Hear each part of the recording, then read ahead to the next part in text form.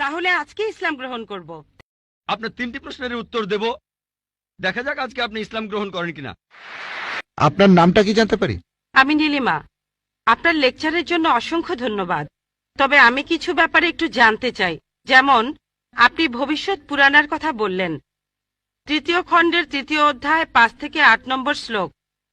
আমি আপনাকে আরেকটা ব্যাপার জানিয়ে রাখি যে হয়তো আপনিও এটা জানেন।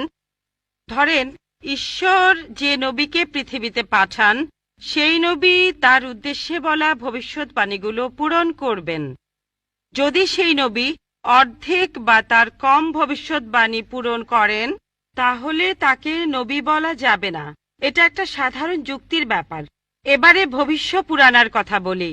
আপনি সেই ম্লেচ্ছ নেতার কথা বললেন আর বললেন তিনি নবী মোহাম্মদ ছাড়া আর কেউ নন। আচ্ছা, আমি আপনার কথার প্রথম অংশটা মেনে নিচ্ছি, কিন্তু পরের অংশটা আপনি ব্যাখ্যা করে বলেননি। এখন আপনাকে বলি, ম্লেচ্ছ একটা সংস্কৃত শব্দ, আর সংস্কৃত ডিকশনারি অনুযায়ী ম্লেচ্ছ শব্দটার অর্থ অনার্য অথবা পাপী অথবা খারাপ লোক। ম্লেচ্ছ শব্দটার এই 3টা অর্থ হয়। তাহলে কি বলা যায় মোহাম্মদ ছিল পাপী অথবা খারাপ লোক? আরেকটা ব্যাপার হলো, এই ভবিষ্যৎবাণীর দ্বিতীয় শর্তটা, সেটা হলো তিনি একটা মরুস্থলে জন্মাবেন। মরুস্থল এর অর্থ মৃতদের স্থান, কারণ মরু শব্দটা এসেছে সংস্কৃত মৃ থেকে, যার অর্থ মৃত্যু। তাই এখানে অবশ্যই আরবের মরুভূমির কথা বলা হচ্ছে না, কারণ সেটা ছিল অনুর্বর ভূমি আর যুদ্ধক্ষেত্র। এরপরে আমি 3 নম্বর পয়েন্টে আসছি। এই ভবিষ্যৎবাণীতে বলা হয়েছে যে এই ম্লেচ্ছ নেতা তিনি গোসল করেন পঞ্চগাভিয়া আর গঙ্গা নদীতে। আর এটা আমরা সবাই জানি যে গঙ্গা নদী, এই নদীটা আরবে নয়, গঙ্গা নদী রয়েছে ইন্ডিয়ায়। এটা পৃথিবীর সবাই জানে। এবার পঞ্চগাভিয়ায় গোসল করা সম্পর্কে বলি। পঞ্চগাভিয়া মানে গরু থেকে উৎপন্ন 5টা উপাদান। এই উপাদানগুলো হলো দুধ, দই, ঘি, প্রস্রাব, গোবর। এখন ভবিষ্যৎবাণীটাকে সত্যি হতে গেলে এই কথাটাও তাহলে সত্যি হতে হবে। আপনি কি আমাকে পবিত্র কোরআনের এমন কোনো আয়াত দেখাতে পারেন যেখানে বলা আছে যে মোহাম্মদ গোসল করেছিল গঙ্গার জলে বা সেই 5টা উপাদান দিয়ে, অর্থাৎ দুধ, দই, ঘি, প্রস্রাব আর গোবর? তাহলে আজকে ইসলাম গ্রহণ করব। Thank you sir. বোন, আপনি ঠিক বলেছেন যে ভবিষ্যৎবাণীর কথা বলা হচ্ছে, যদি তার অর্ধেকের বেশি পূরণ না হয় তাহলে ভবিষ্যৎবাণী ভুল। আমি একমত বোন, আপনার সঙ্গে একমত। আমি আপনার 3টি প্রশ্নের উত্তর দেব, দেখা যাক আজকে আপনি ইসলাম গ্রহণ করেন কিনা।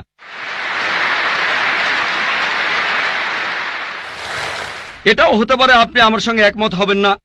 আমি যা বলবো, আমি একমত। ম্লেচ্ছ এই শব্দটার 3টি অর্থ আছে। ম্লেচ্ছ এর একটা অর্থ হলো অনার্য অর্থাৎ বিদেশি, আরেকটা অর্থ হচ্ছে পাপী, আরেকটা অর্থ হলো খারাপ লোক। আর দেখবেন ইন্ডিয়ায় হিন্দুরা সাধারণত মুসলিমদের বলে থাকে ম্লেচ্ছ। তারা যখন এভাবে বলে তারা আসলে বোঝায় পাপী আর খারাপ লোক, কিন্তু এর আরেকটা অর্থ হলো বিদেশি। যখন আমি লেকচারে কোনো ধর্মগ্রন্থ থেকে উদ্ধৃতি দেই, সেখানে একটা শব্দের যদি অনেক অর্থ হয়, ব্যাপারটা এমন না ধরেন শব্দটার 4টা অর্থ আছে, তার মধ্যে 3টা অর্থ এখানে খাটে না, মাত্র একটা ঠিক হলেও অর্থ সঠিক হতে পারে। যেমন ধরেন কোরআন বলছে তোমরা শূকর খেও না। আজকে যদি ডিকশনারি খোলেন, এই শূকর শব্দটার একটা অর্থ হলো পুলিশ অর্থাৎ পুলিশ অফিসার, তাহলে একটা অর্থ শূকর, আরেকটা অর্থ পুলিশ অফিসার। তবে কোরআন বাইবেল এটা বোঝায়নি। বাইবেলে বুক অব লেভিটিকাস 11 অধ্যায় 7 থেকে 8 অনুচ্ছেদে আছে, বুক অব ডিউটেরোনমি 14 অধ্যায়ের 8 অনুচ্ছেদে আছে, বুক অব আইজায়া 65 অধ্যায়ের 2 থেকে 5 অনুচ্ছেদে আছে, বলা হয়েছে তোমরা শূকর খেও না, কিন্তু পুলিশকে বোঝায়নি বাইবেল। যদি আপনি বিভিন্ন ধর্মের ছাত্রী হয়ে থাকেন, যদি 10টা অর্থ থাকে সেখানে একটা অর্থও খাটে, দেখতে হবে সেটা সঠিক কিনা। 2টো সঠিক হতে পারে, 3টা সঠিক হতে পারে, সবগুলো সঠিক হতে পারে, কিন্তু যদি মাত্র একটা অর্থ সঠিক হয় এতেও ভবিষ্যৎবাণীটা ফলে যেতে পারে।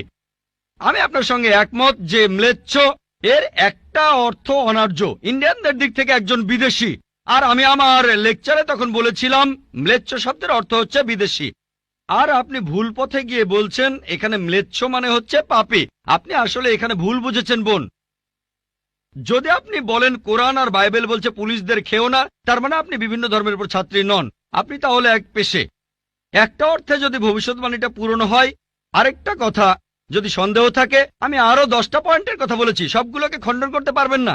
আরেকটা বললেন মরুস্থল, এটার একটা অর্থ আমিও একমত, মৃতদের স্থান। তবে সংস্কৃতিতে মরুস্থল শব্দটার আরেকটা অর্থ হচ্ছে বালুময় স্থান। আপনি আজকে ডিকশনারি চেক করেন, সেখানে দেখবেন আমাদের ইসলামিক রিসার্চ ফাউন্ডেশনে এখানে সংস্কৃত ডিকশনারিও আছে। আমি বিভিন্ন ধর্মের উপর ছাত্র, এটা মানছি যে একটা অর্থ হচ্ছে মৃতদের স্থান, আরেকটা অর্থ হচ্ছে বালুময় স্থান। কিন্তু ভুল অর্থটা আপনি নিচ্ছেন কেন? তাহলে তো আপনি ভুল পথে চলে যাবেন। যদি পারমুটেশন আর কম্বিনেশন গুলো দেখেন, অন্য যে পয়েন্টগুলো বলেছি সেগুলো পুরোপুরি সঠিক। এখানে আপনাকে সঠিক উত্তরটা বেছে নিতে হবে। তাহলে মরুস্থল শব্দটার একটা অর্থ হলো বালুময় স্থান বা মরুভূমি। আপনার তৃতীয় প্রশ্নতে আসি, আপনি ইসলাম গ্রহণ করবেন ইনশাল্লাহ। তৃতীয় প্রশ্নটা, আমি যে ভবিষ্যৎবাণীটার কথা বলেছি যে নবী মোহাম্মদ সাল্লাল্লাহু আলাইহি সাল্লাম পঞ্চগর্ভে গোসল করেছিলেন গঙ্গা নদীতে, এখানে বুঝে নিতে হবে যখন আমরা বলছি যে হিন্দুদের রীতি অনুযায়ী যে কেউ পঞ্চগর্ভে বা গঙ্গায় গোসল করবে তার অর্থ বিশুদ্ধ হবে।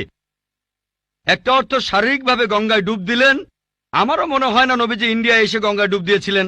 আরেকটা অর্থ বিশুদ্ধ হওয়া, তখন ব্যাখ্যা করিনি কারণ লেকচারটাই অনেক লম্বা ছিল। এই টপিকটা নিয়ে আমি সারাদিন কথা বলতে পারি, আমি এখানে খুব বিস্তারিত বলিনি। আমি প্রত্যেকটা ভবিষ্যৎবাণী নিয়েই আরো কয়েক মিনিট বলতে পারি, সব মিলিয়ে ঘন্টাখানিক বলতে পারবো। এখানে পঞ্চগর্ভে গোসল করা মানে হচ্ছে বিশুদ্ধ হওয়া। এখানে প্রসঙ্গটা বুঝতে হবে, শারীরিকভাবে গোসল করার অর্থ এখানে বলা হয়নি।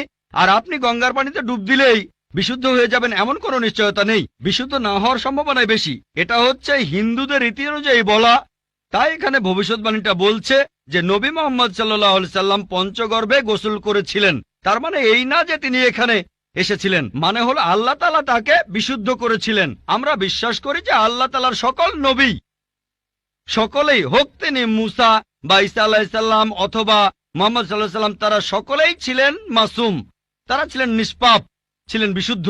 তাহলে আল্লাহর সকল নবী, আল্লাহ যাদের পৃথিবীতে পাঠিয়েছিলেন, আমরা মানি যে তারা সকলেই নিষ্পাপ, সকলেই মাসুম, সকলেই বিশুদ্ধ। তাহলে আপনার উত্তরটাও পেলেন। আশা করি ইনশাআল্লাহ আপনি ইসলাম গ্রহণ করবেন বোন।